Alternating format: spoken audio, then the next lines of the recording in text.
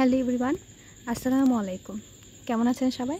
আশা করছি কাছে দূরে দেশ ও বিদেশে যেখান থেকে বসে আমার আজকের ভিডিও দেখছেন সবাই অনেক ভালো আছেন। এখন রাত প্রায় 11টা বাজে। এখন আমি আমাদের নতুন ঘরে উঠব। এইটা হচ্ছে আমার হাজব্যান্ডের নিজের টাকায় কেনা ঘর, মানে বানানো ঘর আর কি, নিজের টাকা দিয়ে তৈরি করা ঘর। আসলে বিয়ের প্রায় 4 বছর পরে আমি এই ঘরে উঠব, নিজের একটা ঘর। মানে আমার বলতেও ভয় লাগছে, এটা আমার স্বামীর ঘর। এই ঘরে আজকে আমি ঘুমাবো। যেমনই হোক না কেন, ভিতরে আমি ধীরে ধীরে সব কিছু সাজিয়ে গুছিয়ে নেব। আপনারা সবাই দোয়া করবেন এর জন্য। আকাশে অনেক সুন্দর চাঁদ, জ্যোৎস্না ভরা আকাশ।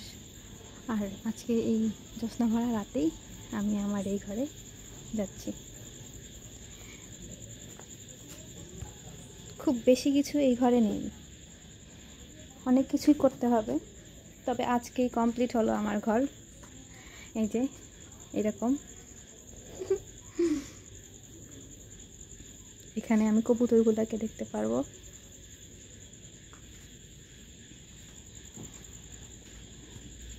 এখান থেকে দেখতে গেলে আমি আমার প্রিয় শিউলি গাছটাকেও দেখতে পারবো, আর এখান থেকে জবা গাছটাকে অনেক সুন্দর দেখা যাবে। জানেন কি, আমাদের কিন্তু ঘর কমপ্লিট হওয়ার সাথে সাথেই জায়গাটাও ভাগ হয়ে গিয়েছে। ওই যে ওইখান থেকে পুরাটাই আপনাদের ভাইয়ার জায়গা, আর এইখান থেকে এইটুকা পুরা আমার জায়গা। এখানে আমি চাই ছাতাই করতে পারবো, পারমিশন নেওয়া হয়ে গেছে।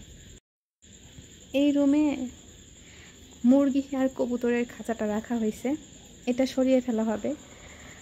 মানে আজকের প্রথম দিন তো, এই জন্য আমরা এই রুমেই ঘুমাবো। এই যে বিছানাপত্র সব কিছু রেডি করে গুছাই নিয়ে আসছি। এখান থেকেও আপনাদের ভাই এরকম জানালা সিস্টেম করে দিয়েছে।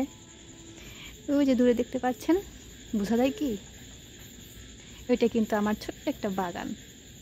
আমার কিন্তু বেশ ভালো লাগছে।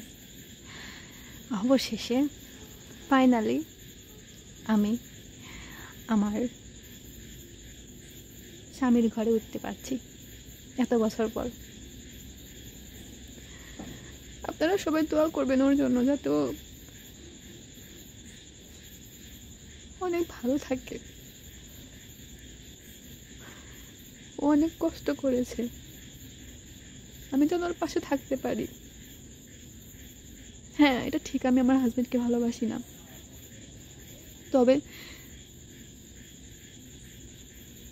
থাকে না কিছু একটা, সেখান থেকেই ওর প্রতি আলাদা একটা মায়া আছে।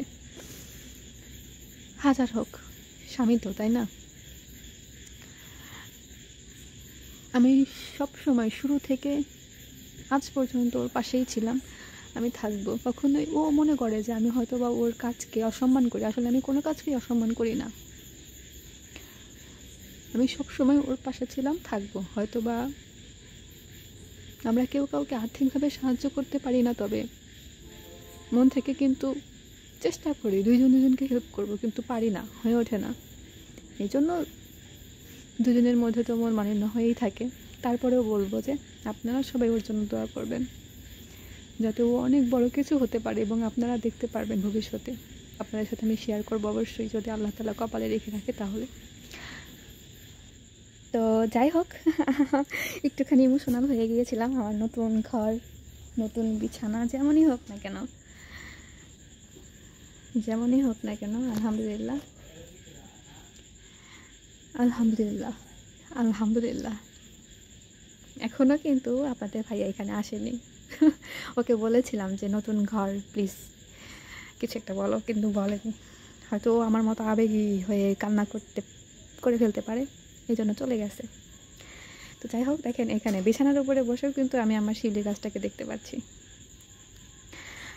আসলে আমি যেদিকে তাকাবো সেদিকেই আমি গাছ দেখতে পারবো। এইখানে কিন্তু আমি দুপুরমণি ফুল গাছ দেখছি, আর এখানে শিউলি গাছ, আর এদিকে তো আমার বাগান আছেই। তো সবাই ভালো থাকবেন, সুস্থ থাকবেন, আমার জন্য দোয়া করবেন। আজকের মতো এই পর্যন্তই বিদায় নিচ্ছি। দেখা হবে অন্য কোনো ভিডিওতে। ততদিন পর্যন্ত সবাই ভালো থাকবেন, সুস্থ থাকবেন।